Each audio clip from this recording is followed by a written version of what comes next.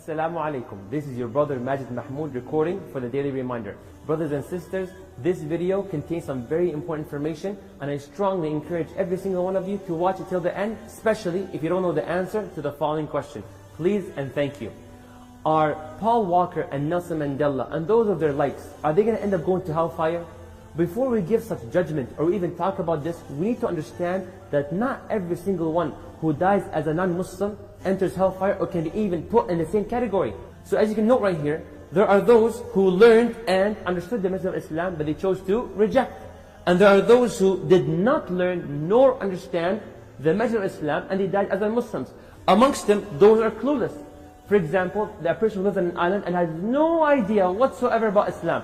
Or it can be someone who lives in New York, and I personally saw an interview of someone who was asked about Islam. Do you know what's Islam, sir? He's like, what? And he felt completely out of the whole world, never heard anything about Islam. Number two, people who had the corrupted understanding. So they went to an anti-Islamic website, heard a hater or an ignorant person who said Islam is about killing innocent people, etc. So that person believed that horrible message, and they feared any Muslim, let alone convert to Islam. And this last group, letter C, will have the minimal understanding. For example, a Muslim youth group goes to a homeless shelter and they pass around some food, and one of the homeless men over there asks that youth, why are you doing this? And that Muslim youth says, I am a Muslim and Islam teaches me to give those and help those who are in need.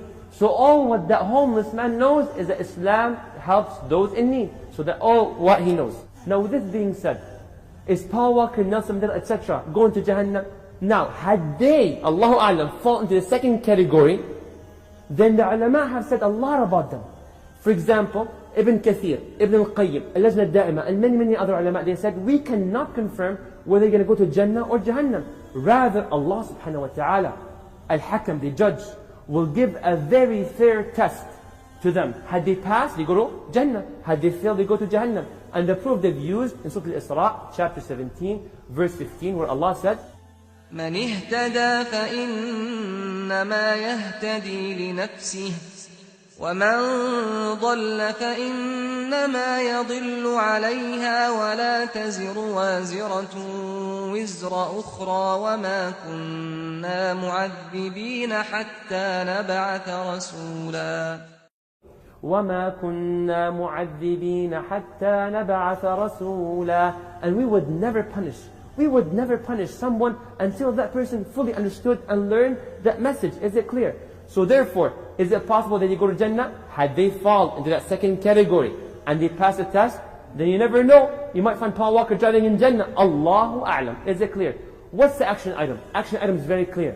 We shall never rush and give a final verdict on anyone on the face of this earth unless Allah or Prophet Muhammad sallallahu alaihi wasallam, don't forget sallallahu alaihi wasallam, have already confirmed some destination to certain people, such as Abu Lahab, where Allah said in Surah Al-Masad, chapter 111, سيصلى نارا ذات لهب وامرأته حمالة الحطب.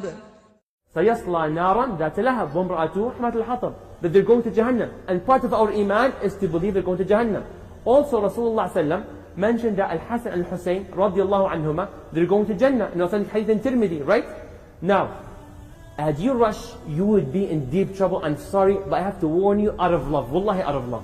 Where Abu Hurairah radiallahu anhu, he told one of his companions, يا يمامي لا تقولن لأحد والله لا يغفر الله لك أو والله لا يدخلك الله الجنة. Ya Yamami, don't ever tell anyone Allah will never forgive you, or do not ever tell them Allah will never allow you to enter Jannah. The Yamami said, Ya Abu Hurairah, sometimes we get so angry towards our friends, some random people, and we tell them that statement. Abu Hurairah said, regardless, فَلَا تَقُلْهَا. Why? Because I heard Rasulullah sallallahu alayhi wa sallam. This hadith is authentic in Muslim Imam Ahmad.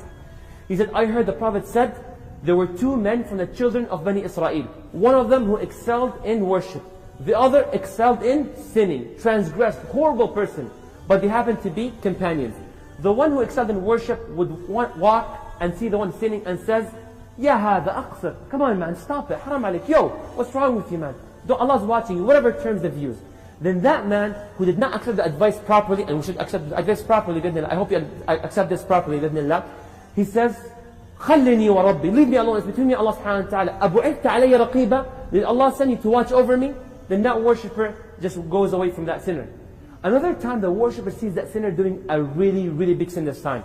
And he says, Wayhak, woe to you, Aqsir, stop it man, cut it, enough is enough, what's wrong with you? Allah's watching, you fear Allah, Jahannam, etc. Then that person says, Khallini wa Rabbi. It's between me and Allah subhanahu wa ta'ala. Abu'ithta alayya raqiba. Does Allah think to watch over me? Now that worshipper, what happens? He gets irritated. He gets so angry. He says, Wallahi, Allah will never forgive you. Or, Wallahi, Allah will never allow you to enter Jannah. At that instant, Allah sends the angel of death. He grabs the soul of both of them, and they are brought forth in front of Allah subhanahu wa ta'ala. And Allah tells the one who transgressed in sins, went beyond the limits. He said, Idhab, fadkhul jannati bi rahmati. Go into my Jannah, due to my mercy. Allahu Akbar.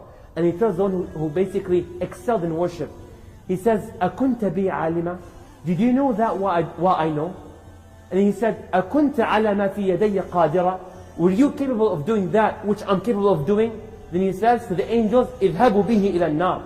Go take him to Jahannam. Subhanallah. No one in the world should limit the mercy of Allah subhanahu wa ta'ala. This is the clearest message I can ever give you, brothers and sisters. With this being said, I ask you and encourage every one of you to please share this video. Share it, you never know what happens. And if you wish to subscribe to my own personal channel, then you can click here or go to the description box below, inshallah. And once again, don't forget to share the video. Jazakumullahu khaira. Wassalamu alaikum wa rahmatullahi wa barakatuh.